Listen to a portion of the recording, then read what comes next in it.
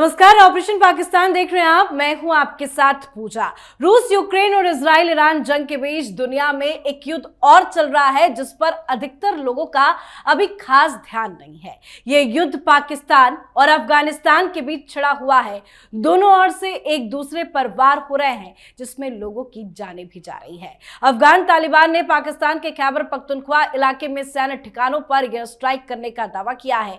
तालिबान का कहना है कि यह हमला पाकिस्तान की ओर से अफगानिस्तान के इलाकों में की गई हवाई कार्रवाई के जवाब में किया गया। तालिबान के दावे के मुताबिक डूरंट लाइन के पास स्थिर एक वॉर कमांड सेंटर और किले के कमांड ऑफिस को निशाना बनाया गया। इसके अलावा पाकिस्तानी सेना के कई ठिकानों, गोदामों और सैनिकों के रिहायशी इलाकों को भी भारी नुकसान पहुंचा है। इतना ही नहीं, एक पुलिस वाहन पर हमला भी किया गया जिसमें 7 पुलिसकर्मियों की मौत हो गई है। इस्लामाबाद में भी सैन्य ठिकानों पर हमले की खबर सामने आई है। पाकिस्तान के राष्ट्रपति आसिफ अली जरदारी ने इस्लामाबाद और अन्य नागरिक इलाकों पर हुए अफगान तालिबान के ड्रोन हमलों की पुष्टि करते हुए इसकी कड़ी निंदा भी की है। उन्होंने कहा कि तालिबान ने पाकिस्तान की रेड लाइन पार कर दी है और इसका खामियाजा अफगानिस्तान को भुगतना पड़ेगा। तो पाकिस्तान के खिलाफ अफगानिस्तान का ऑपरेशन किन किन मोर्चों पर फंसा है पाकिस्तान, आज इसी पे चर्चा करेंगे। मेरे साथ स्टूडियो में मौजूद हैं कैपिटल टीवी के editor in chief doctor Manish Kumar और एग्जीक्यूटिव एडिटर राजीव जी। सर, आप दोनों का बहुत बहुत स्वागत है। धन्यवाद। सर, हर 24 घंटे में स्थिति बदलती जा रही है। ये पाकिस्तान के लिए कितना बड़ा झटका साबित हो रहा है? देखिए, झटका तो ऐसा है कि इनको प्रेस कॉन्फ्रेंस करना पड़ रहा है। जो इंफॉर्मेशन डिपार्टमेंट और मंत्री तरार, उसने प्रेस कॉन्फ्रेंस की और प्रेस कॉन्फ्रेंस क्या था, वो धमकी दे रहा था कि जितने भी तर्जियाकार, जो एनालिस्ट और टीवी रिपोर्टर्स हैं, वो अफगानिस्तान को लेकर के, जो अफगानिस्तान पाकिस्तान के अंदर वॉर चल रहा है, या फिर ईरान को लेकर के, ईरान इजराइल, ईरान यूएस की लड़ाई में, जो बहुत सारे लोग वहां बोल रहे हैं ना कि क्या हो रहा है, कि अफगानिस्तान से क्यों लड़ रहे हो। फिर ये सवाल कर रहे हैं कि भाई ये क्या सऊदी अरब आपको दबाव डाल रहा है, आप ईरान के खिलाफ मैदान में उतरने के लिए आपको दबाव डाला जा रहा है। इस पे वहां की सरकार ने कहा कि खबरदार, जो कि कोई तर्जियाकार इस तरह की बातें करेगा कि हम किसके साथ हैं, क्या है, नहीं है, अफगानिस्तान के साथ, ये आउट ऑफ बाउंड कर दिया गया है। और ये चेतावनी दी गई है कि अगर कोई इस तरह के एनालिसिस करता पाया जाएगा तो उसके खिलाफ कार्रवाई की जाएगी, देशद्रोह का केस चलाया जाएगा। मैं देख रहा था, बेचारे बड़े सीनियर व्यक्ति निजम शेट्टी साहब, वो ऐसा ही यूट्यूब के ऊपर प्रोग्राम करते हैं। तो एंकर ने पूछा तो उन्होंने साफ साफ कहा कि देखो भाई, इस पे तो बहुत सारी चीज़ बताया जा सकता है, लेकिन मैं कोई तर्जिया नहीं करूंगा इसके ऊपर, क्योंकि आदेश ऊपर से आ गया है। ये हालात है, ये हालात है। कहाँ है भाई वो डिंगे हाँकने वाला ख्वाजा आसिफ? ईंट से ईंट बजा दी जाएगी अफगानिस्तान की, यह बयान दिया था अभी कुछ दिन पहले। वो मुनीर के जो है अब आर पार की लड़ाई है, बयान दिया था ना। शहबाज शरीफ, उसने भी बड़ा तगड़ा बयान दिया था कि बस कल जाकर के अफगानिस्तान को फतह कर लेंगे। और अभी सब बिल में घुसे हुए हैं। आगे कर दिया निरीह प्राणी को, जरदारी को, कि भाई तुम ही कुछ बोल दो, तो वो आकर के बोल रहे हैं। क्या दिक्कत हो रही है? अफगानिस्तान बॉर्डर के ऊपर, और अब तो ड्रोन से अंदर हमला हो रहा है। और जो तमाम लोग हैं वो ये कह रहे हैं कि तो एक तो अलग उधर चल रहा है पंगा। आप देखिए, फिर से दूसरी बार जो है ऑयल की कीमत जो है, वह पेट्रोल डीजल का जो है उसको बढ़ाया गया है। और ये कहा जा रहा है कि भाई अफगानिस्तान अगर इसी तरह से करता रहा तो मामला और खराब हो जाएगा। तो ये जो वहां पाकिस्तान के अंदर माहौल बनता हुआ दिख रहा है, लोग कह रहे हैं कि अब रुका नहीं तो ये इस्लामाबाद, लाहौर, ये सारे लोग इकट्ठा हो जाएंगे, क्योंकि अफ़गानिस्तान को अटैक करने के लिए वो पाकिस्तान के अंदर घुसना नहीं पड़ेगा। ये टीटीपी वाले ये पाकिस्तान के अंदर ही घुसे हुए हैं, लाहौर में बैठे हुए हैं, इस्लामाबाद में बैठे हुए हैं, पिंडी में बैठे हुए हैं, ये कराची में बैठे हुए हैं। तो एक बहुत ही ज़्यादा विस्फोटक स्थिति जो पाकिस्तान के अंदर बनता दिख रहा है। लेकिन क्या आपको रुकता हुआ नजर आ रहा है सर? क्योंकि हर बीतते दिन जैसे जैसे खबर सामने आ रही है, हमले तो और ज्यादा जोरदार हो रहा है, अटैक बढ़ता जा रहा है। क्या अफगानिस्तान रुकेगा? देखिए, अफगानिस्तान क्यों पाकिस्तान का दुश्मन बना हुआ है, ये टीटीपी बना ही क्यों? ये जो स्थितियां अभी अफगानिस्तान और पाकिस्तान के इस क्राइसिस के बीच है, उसमें अफगानिस्तान में तालिबान का शासन, क्या वो पाकिस्तान से अपनी पुरानी दुश्मनी भूल जाएगा? ये पाकिस्तान परेशान इसलिए हुआ कि अभी ऐसे क्राइसिस के दौर में दुनिया में युद्ध जैसी स्थिति है, हम इसका फायदा उठाते हैं, कहीं से कोई इंटरवेंशन नहीं होगी।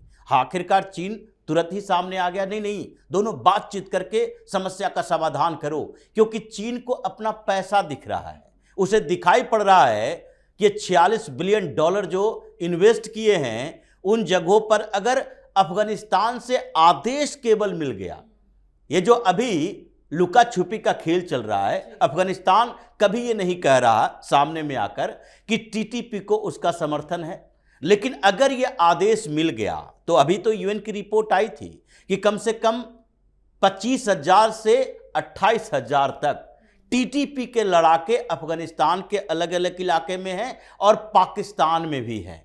ये इतने इनके लड़ाकों की संख्या है, ये अफगानिस्तान की फौज नहीं है।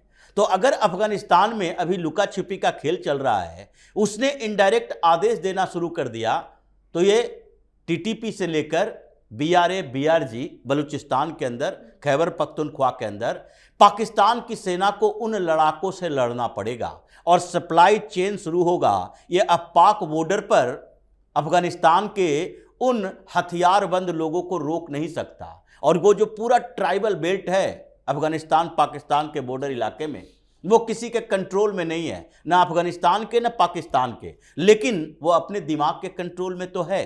इसलिए ये परसेप्शन का जंग बन चुका है। और पाकिस्तान में, जैसा डॉक्टर साहब ने कहा, कि एनालिस्ट को रोक दिया गया है कि आप इन मुद्दों पर चर्चा नहीं करेंगे, कि वहां के लोग ये समझने लगे हैं कि पाकिस्तान की गलती है। ये इस्लाम के खतरे में होने की बात चल रही है, ईरान उधर उलझा हुआ है, ईरान भी अटैक कर रहा है तो सारे इस्लामिक कंट्री के ऊपर ही कर रहा है, और पाकिस्तान भी अटैक इस्लामिक कंट्री के ऊपर ही कर रहा है। तो ऐसी स्थितियों में पाकिस्तान गृह युद्ध के हालात पैदा हुए हैं और चीन को लग रहा है कि ये अगर ये लंबे समय तक चला, जैसे इराक ईरान का युद्ध चला था 13-14 साल तक, तो उसी तरह से अफगानिस्तान और पाकिस्तान के बीच ये झड़प चलती रही और अफगानिस्तान बदला लेने के लिए आगे भी कार्रवाई करता रहा, क्योंकि उसकी खुन्नस तो ये थी बात की है कि जब अफगानिस्तान में तालिबान का शासन खत्म किया जा रहा था तो अमेरिका को सपोर्ट कर रहा था पाकिस्तान, और इसलिए टीटीपी बना है पाकिस्तान से बदला लेने के लिए।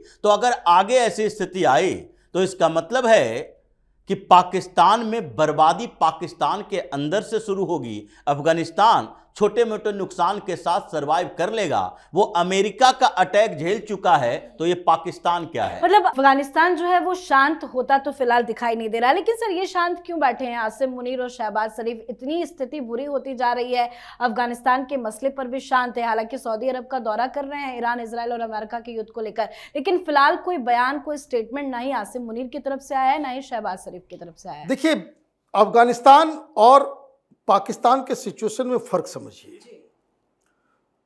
अफगानिस्तान में वहां की जनता बोल रही है पाकिस्तान को ठोको।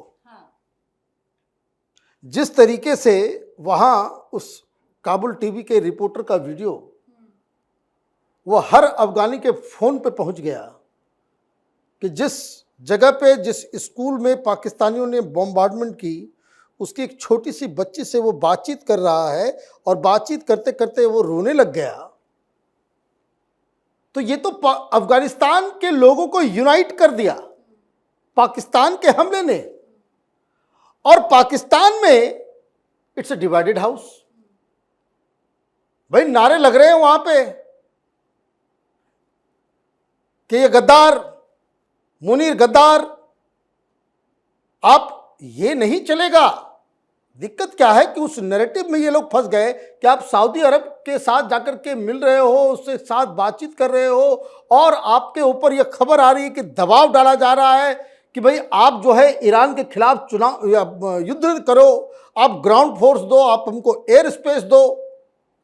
ईरान की तरफ से धमकी दी जा रही है कि भाई जैसे उधर ठोके हैं इधर तुमको भी ठोकेंगे। तो ईरान अगर पाकिस्तान के ऊपर हमला कर दे तो अभी यकीन मानिए कि पाकिस्तान के लोग जो है वो खुशियां मनाएंगे। अगर मुनीर के दफ्तर के ऊपर ईरान का मिसाइल अगर के गिर जाता है, लोग वहां सड़कों पे खुशियां मनाएंगे। ये स्थिति है। लोग ये नहीं बोल रहे कि भाई आप जो है सऊदी अरब के साथ लड़ रहे हो। लोग ये कहेंगे कि आप अमेरिका के साथ, इजराइल के साथ खड़े होकर के आप ईरान के ऊपर हमला। 20% शिया है, 20% पॉपुलेशन शिया है, तो कहां गया भाई मुस्लिम उम्मा? और ये दबाव जो है, और ये अखबार वालों को इसलिए मना किया गया कि अफगानिस्तान से पिट रहे हो, इसका रिपोर्टिंग मत करो।